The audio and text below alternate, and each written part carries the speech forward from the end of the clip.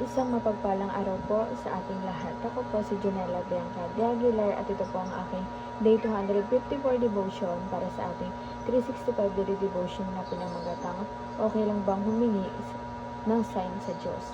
At ang topic natin yun ay signs. Sabi po dito yung concept na signs, there are two kinds of signs, miraculous signs and practical signs. Yung miraculous signs like healings, wonders, and fulfilled prophecies reveal God's power and point people to Christ. And sa practical signs naman po, however, involve God's guidance through His Word, godly counsel, inner peace, answered prayers, and His glory revealed. Both kinds reminds us that true signs are meant to deepen faith, not just satisfy curiosity. At ang Bible verse natin matagpuan sa Genesis chapter 24 verses 12 to 27. Habakuk. Then he prayed, Lord, God of my master Abraham, make me successful today and show kindness to my master Abraham. See, I am standing beside this spring and the daughters of the townspeople are coming out to draw water. May it be that when I say to a young woman, please let down your jar, that I may have drink. And she says, drink, and I will water your camels too. Let her be the one you have chosen of your servant Isaac. By this I will know that you have shown kindness to my master. At sa Tagalog naman po, at kanyang sinabi, O Panginoon, Diyos ng aking Panginoon si Abraham, hinihiling ko sa iyong pagkalooban mo ako ng tagumpay ngayon, at ikaw ay magmagandang loob sa aking Panginoong si Abraham. Ako'y nakatayo sa tabi ng balon ng tubig at ng mga anak na babae ng mga tao sa bayan ay darating upang umigib ng tubig. At mangyari na ang dalagang aking pagsabihan, pakibaba mo ang iyong banga upang ako'y makainom. At kanyang sasabihin, uminom ka, at paiinumin ko pati ang iyong mga kamelyo, at ay siya'y pinili mo para sa iyong lingkod na si Isaac. At sa ganito ay malalaman kong nagpapakita ka ng tapat na pag-ibig sa aking Panginoon. At ang teachings po natin ay and may 5 practical signs from God. Number 1, affirmation, if it is affirmed by godly people.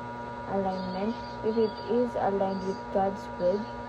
Number 3, accompanied, if it is accompanied by God's peace. Number 4, answer, if it is a clear answer to prayer. Number 5, aim, if it aims to bring greater to glory to God. At ang teachings po natin ngayon ay number 1, pay attention to godly counsel. Ito po, lagi tayo mag-pay attention, diba, sa godly counsel ng ating Panginoon. Huwag tayong mag-atubili na parang makinig, gano'n, na sumunod. Kailangan laging pay attention yung meron tayo. And number 2 po, prove it through God's word. Ito po, diba, idineklara naman sa atin ng ating Panginoon salita niya, hindi niya itinago. Talagang ibinulugar niya sa atin lahat, diba? Kaya i-prove natin sa through God's word. And number 3 po, pursue and ask God for God's peace. Ito po, i-pursue po natin yun, pag nanghingi tayo ng sign, parang i-pursue po natin, and syempre at the same time, manghingi po tayo ng kapayapaan sa ating Panginoon. And number 4 naman,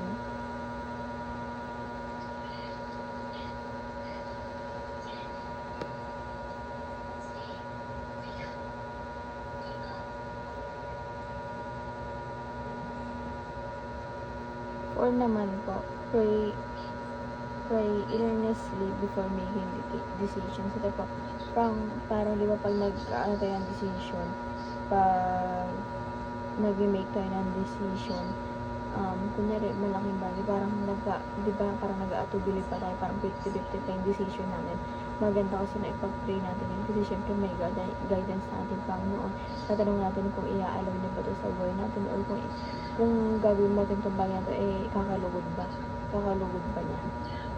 And number 5 po, prepare the path of all decision that brings God glory to.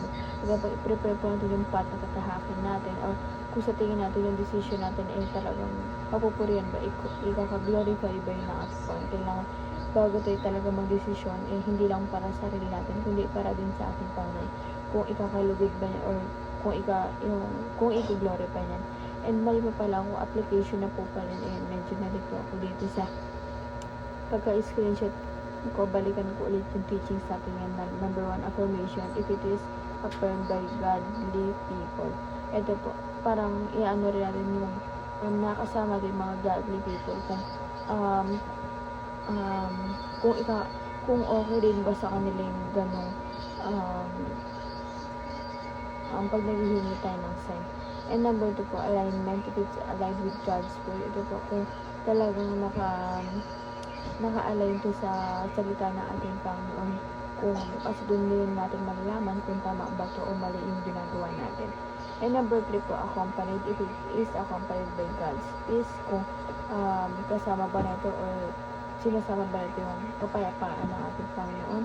Answer, if it is a clear answer to prayer. Ito po, diba pag pinag-pray natin kung clear answer ba ito, yung sign na pinag-arasal natin or hindi. And number 5, aim, if it aims to bring greater glory to. Ito rin po, sabi ko kanina, kung talagang i-glorify natin sa ating Panginoon, talagang gawin natin kasi yun yung nararapat. And yun lamang po ang aking devotion ngayong araw. Sana po may tutunan kayo. At huwag mo din makalimutan na i-share sa ating mga mahal sa buhay. And God bless po sa ating lahat.